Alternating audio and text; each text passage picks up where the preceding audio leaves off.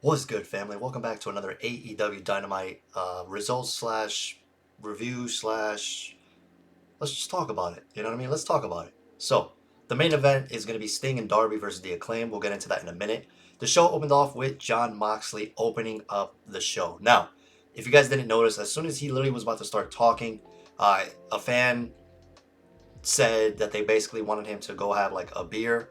Uh, it looks like basically Mox begins by yelling at a cat caller in the crowd. So basically, the fan was mentioning something about like drinking beer, and as you know, Mox just came back from rehab.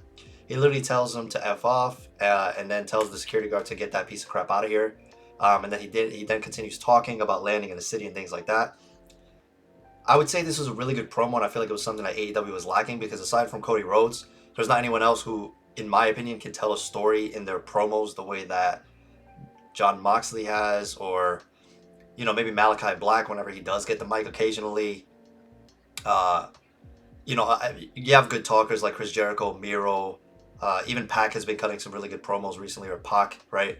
But none of them capture the audience and make them feel the way that Moxley, Eddie Kingston, and Cody Rhodes do. So it's good to have Moxley back. It'll definitely help with that. He's gonna have his first match back on Rampage, which is recorded right after Dynamite most of the time, and it will be on Friday against All Ego Ethan Page. So we'll see Moxley back in action, and he went ahead and said that um, he basically says that he doesn't run from the demons, that he beats the crap out of them. That was probably one of the best lines for me personally, just because that promo was relatable to a lot of people that are going through problems nowadays. And Moxley was basically telling them like, yo, like I hear you, I appreciate you guys sticking by me, and because of that, we're gonna do this together. He also said that he's gonna grab the wrestling world by the balls, which is pretty funny. And of course, they continue the whole MJF slow turn in regards to Wardlow turning on MJF. First, MJF says that had Wardlow been a bit better trained, he could have countered the whole like pin situation that occurred last week with CM Punk. And then he goes on to say, you know what? Actually, I apologize. It is your birthday today, and your birthday present that I apologize. And he actually sounded sincere when he said it. And then he went on to say, yeah, but you still put your hands on me last week, so I'm gonna have to deduct your pay. Once you win me the TNT title, we'll go ahead and raise your pay up again. And Wardlow was just looking at him like, your time is coming, buddy. So left that going. Then we had Adam Cole and Britt Baker versus Orange Cassidy and Chris Statlander, which in my opinion was match of the night.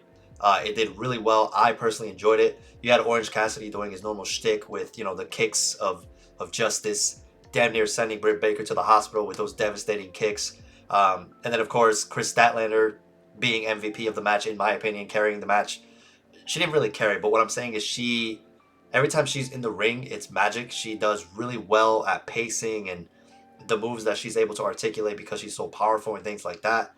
All of them work really well together. They had great chemistry. I really think that Chris is a future women's champion. It's just a matter of TBS, AEW women's title. It depends. But the reason why I said Chris Statlander was MVP just because if you saw the match, she did really well to separate herself from the bunch. It wasn't the typical like stuff that you normally see. She went out and did what she does.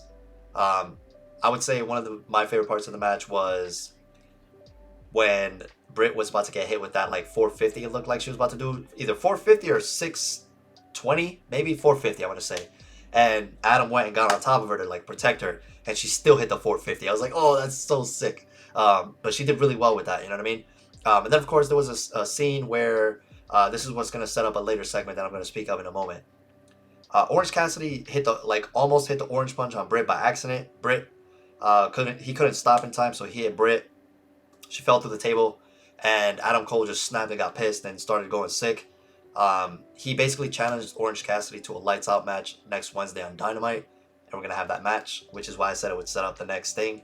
Adam Cole and Britt Baker picked up the win, and then of course there was a promo in the back that indicated that the Inner Circle could be breaking up soon, as when Chris Jericho brought up Eddie Kingston, the Inner Circle, or just Proud and Powerful at this point, Santana and Ortiz were like, hey, watch how you talk about Eddie. That's still our boy. Where were you having our backs? We've always had yours. Maybe this time we should do it ourselves, blah, blah, blah, blah, blah.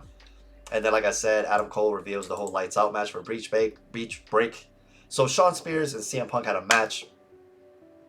I'm not sure how I felt about it. I don't know if this was the best direction to go. And again, this is me being biased because whenever I give my opinion, it's coming from my own opinion, not from what you read on the internet, right? I like Shawn Spears. I know that his career hasn't necessarily been the best as far as wins. I think he's a great wrestler. I think his gimmick could maybe be tweaked a little bit, but I think the chairman gimmick works.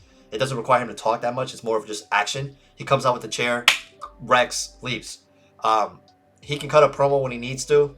I think he does have all the tools to be a great major superstar. He is maybe a little older now, and they might not see that in him anymore. I personally enjoyed it when he was the perfect 10. I dug it when he turned face and he was running NXT at the end.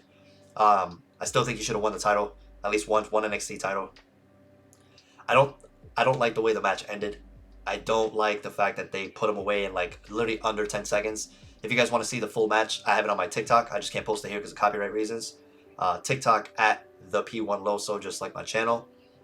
And you'll see the full clip. I literally had enough time to post the entire 15-second clip on there. I don't like that he lost in that manner. I thought they were going to actually have a wrestling match. The way that they're going, it seems like MJF is going to probably be the first person to give CM Punk his first singles loss. And it doesn't bother me. It doesn't really bother me, to be honest, if MJF was the first one to beat him. It doesn't really bother me at all, because if they're building up MJF to be this, like, four-pillar type of mainstream person, he does need significant wins, especially if he's not going to wrestle as frequently. So people need to remember more, like, the few times he has wrestled, he's beaten, Darby. Now he's going to beat CM Punk, etc. So, we'll go with that. The Gun Club made a statement. Basically, Billy Gunn went up to Christian Cage and was like, hey, why don't my boys get a match? They're in the top 5 rankings. My boys versus your boys. Christian goes, you never could get the job done in the big one. Why don't you do something, make a memorable moment, and then we'll talk. All right, bet. Austin and Colt jump him from behind, wail on him, stomp him, and then they leave, and he goes, how's that for a statement? And they walk away. I thought that was great. I thought that was really good from Austin and Colton to be able to do that. And it solidifies the Gun Club as being a bit of a bigger threat than they normally are perceived to be. So I enjoyed that statement. Kudos. Then we have Cody Rhodes. He drops a promo. The crowd is telling him, shut the F up, whatever. Cody acknowledges this. He says, I was told to say this promo. I'm just not sure if I'm going to have enough time. Fans start booing him, blah, blah, blah. But here's why I said Cody Rhodes is one of those people that can get you to feel, right? As the promo goes on, after he's, talking about CM Punk and all that stuff, right? He mentions that he was the reason the Forbidden Door was made in the first place. And once he started bragging about himself, the fans immediately were more like, okay, now he's being a bit more presumptuous, and that's kind of what I feel like a lot of fans want, like that like dark side of him, if you will, like that, like he has this big entrance and all these things, but he never acknowledges the fact that he puts himself in that position to be seen larger than a lot of people perceive him to be, if that makes sense. When he acknowledges it, it becomes better, because at that point, a lot of the fans are like, okay, well, he's not like, a lot of fans won't think, okay, he's being fake anymore. He's being real. He knows what he is. He knows what he's done. He's not pretending like he's just a regular dude. Like, if he acts more like that, I feel like he can get a little bit more over with the crowd.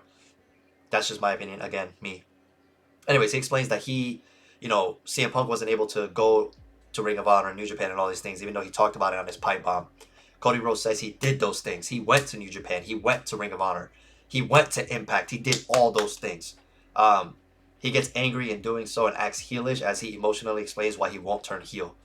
And literally he says it's because the fans cheered him when he needed them the most. So at that point, that's the feeling portion that I was speaking of, right? He says that he's the one that talks about the Forbidden Door. And he says that he's the one that actually built it, like I said, and the fans try and break out into a Cody chant. It spreads pretty big throughout the arena, but many fans are still booing as well. But like 80% of the crowd was chanting Cody. So, W. From there on, he mentions that he won't change the names in AEW. He mocks WWE for renaming Walter. I know. AEW's always got to take shots at WWE. But when they do that, it makes the product more watchable because they're referencing things. If WWE did the same thing and threw little like pot shots at AEW, it'd be funny as hell. I like stuff like that. Do they need to acknowledge it all the time? No. Do I think that they're doing this to remain relevant? Not at all. I think they're doing fine. It makes it funny to me though when they do stuff like that because I'm like a mark for crap like this. Like I love when companies throw pot shots at each other because it means that they're aware that they're in the same universe, like they're canon, if you will. So that's cool to me. Jade Cargill has some pretty big news. This was great for me. Johnny Hungy being Anna Jay's advocate in this promo covered up the weakness that she's not the best talker currently, and he cleaned it up, acting like a good like manager for her. You know, Jade Cargill says that she's won 24 matches. John Silver says that Anna Jay's arms are 24 inches, and she's ranked number 2, and she's gonna be the one to beat Jade Cargill, if that makes sense, because she hasn't lost yet. So the one, so 2-1. Like it was a good promo from John Silver. Let's just leave it at that. Way better than that tag team crap he talked about on Rampage. That promo was cringe. But this type of John Silver, I'm digging it. If he talks a little bit more for Anna Jay while she kind of gets the bearings, I would like it. Anna Jay also went on to reference that she put barbed wire around her arm just to win a regular match. Imagine what she'll do for the title. I also enjoyed that because she's showing that she can, she's talking in the sense that, I can do this for just this. Imagine what I'll do to you type of situation. And it's been done. It's been ran through over and over. It's been done so many times. It's so repetitive. But I like it because she's learning. You know what I mean? She's getting better. Malachi Black and Brody King versus the Varsity Blondes. Brody King showing what he can do, completely eviscerating the Varsity Blondes, so much so that Brian Pillman Jr. didn't even want to jump over the top rope because he was afraid of Brody King. That spoke volumes to me. It makes them seem a legitimate threat, puts Brody King on the map almost instantaneously for people who don't know him being, the Kings of the I forgot what it was called. Damn. I literally just talked about this on my TikTok too. They're representing the House of Black, but it's called the Kings of the Black.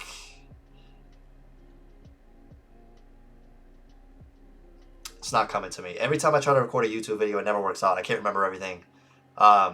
It just makes me seem like a Muppet. I promise you guys, I remember these things. It's just like if you go to my TikTok, I have proof. Like it's there. I have proof that I know what their team name was prior to AEW. But the fact that he joined the House of Black is pretty cool. Pac interferes with an amazing promo. He references that he has new vision, and he shows the King card, which is pretty cool. I want to see what they do more with that. I'm curious to see how that goes. Lance and Hangman have a little slugfest. It was great. Hangman stood tall. A lot of people have been very critical of Hangman's booking, if you will. I think they need to do better with their champion. He's giving me like CM Punk afterthought type of vibes where he's never main eventing. He got the title, but he's not being pushed as that main attraction. I think they need to do better with that.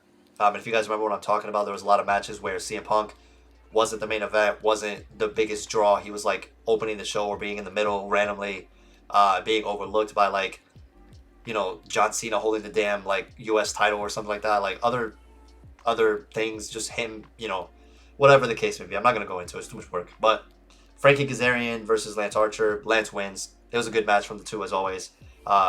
Making Lance look strong, showing that he could actually dominate someone, things like that. Then, of course, the Dante Martin and Team Taz rivalry continues. Matt Sydal stating that he'll have Dante's back alongside Lee Moriarty. And Dante's like, you know what? I'm going to have you guys' back too until my brother comes back. So interesting to see how they put his brother back into the mix because they were a part of Top Flight prior. And as you know, Dante's brother has been injured for quite some time. So it's going to be interesting to see what happens here. And then, of course, Layla. Now, this is the segment I wanted to talk about. So, Layla comes out. Chris and Red Velvet are cutting a little promo in the back.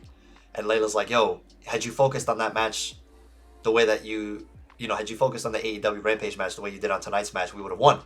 And now, not only that, but you're costing myself and Red Velvet thousands of dollars. Which, if you guys know, there's like rumors that the winners get a bigger purse, bigger winnings, things like that. That made the thing a bit more real to me. And it didn't just seem like something out of left field where friends just attack one another, right? Layla Hirsch seems to have, like, now she's given an actual reason to attack Chris Statlander and Red Velvet. Her specifically with Chris gives us this feud real reason for it to have a happening. It's not just a friend betraying a friend for no reason at all. Oh, well, you were holding me back. Nah, like, no. You cost me money, I'm going to beat your ass. It's business. It makes sense. I like it. Please do more of this down the line, AEW. We had Sky Blue having a match on AEW Dynamite, which was great. I'm a big fan of Sky Blue. I think she's going to be a future in the company. She knows how to wrestle already. She's great. She's very young, so she's got plenty of time to still get out of that like talent promoter, talent elevation type of role that she's currently in, which is fine. They usually do that at first to make her pay her dues, and then they'll rocket her. You know what I mean? Case in point, Red Velvet. Even Sammy Guevara was losing a lot of matches, and now he's like prominent. You know what I mean? So yeah, we'll see. We'll see. Then you had Serena Deeb win the match. Ethan Page says he wants a piece of Jon Moxley. We already talked about that. Sammy Guevara flips through the cards from the bleach. He's going to be facing Cody Rhodes in a ladder match at Beach Bash next week. So it's going to be a good match, man. I'm curious to see how it goes. Curious to see what they do. And then, of course, we're going to have, last but not least, the Acclaimed versus Darby Allin. I'm not even going to talk about... Actually, you know what? I'm going to talk about this because it's important. We had the Hardy family stating that he gave 51% of ownership to Andrade. Now, what this means is they could be leaning into something, getting him out of the House of Hardy. Hardy HFO. Hardy Foundation. I forgot what the HFO stands for, okay? I'm sorry. But anyways, they're going to get him out of the Hardy family. And what that does is it sets up something for Jeff Hardy to potentially come in. Because as you know, in a few days, in this lesser known promotion, Jeff Hardy and Matt Hardy are going to team up for the first time in 3 years. It'll be curious to see if they get him to sign with AEW. Then you bring back Brother Nero and Broken Matt Hardy. And I think this is a good way to start planting the seeds of getting Matt Hardy out of the HFO and into that. So we'll wait and see how that goes. Once I saw that, I immediately thought, you know, the broken universe, if you will. So that was pretty sweet. Acclaimed versus Darby Allin and Sting. Great match. Everything was great. Sting put himself in the match for most of it because they took out Darby at the beginning. Sting proved that he can still carry. He can still go. He puts Max Caster through a table and damn near almost puts himself through one. Actually, his legs hit the table. But he was alright. He stood up afterwards. He had... I want to say it was Anthony Bowens in the Scorpion Deathlock. And... No, he had Max Caster in the Deathlock, actually. I apologize. Anthony Bowens hits him with a forearm or like an elbow. And Sting eats it, no-sells it. He hits him again, then Sting falls. I thought that was pretty sweet. Still gives Sting that protection that it's always there. Darby hits the coffin drop, wins the match. 1, 2, 3, boom. You don't have to imagine that now they're going to be probably like the top contenders for the titles since they just beat the #1 ranked team. But I don't know how it's going to work. Maybe the Jungle Jurassic Express is going to lose the titles, and then Sting and Darby will face whoever wins it. It'd be weird if they have a face versus face team. In my opinion, those don't really end too well. When they had, the match last week that Jurassic Express had, it was a really good match that they had as always. Totally understandable, but I don't know, man. We're going to have to wait and see. Gonna definitely have to wait and see. Anyways, man, if you guys went on to enjoy today's video, feel free to drop a like, comment, and subscribe. I don't usually edit my videos too much just because it takes really long, and right now, I don't actually have the time to do it. Once I maybe grow the channel, get a little bit more exposure out there, I can actually dedicate time to doing that. If you guys enjoyed, feel free to follow everything. All the social medias are down below. Thank you for watching. Have a blessed day. Please let me know what your thoughts were on AEW. What did you enjoy about it? What did you dislike about it? Peace.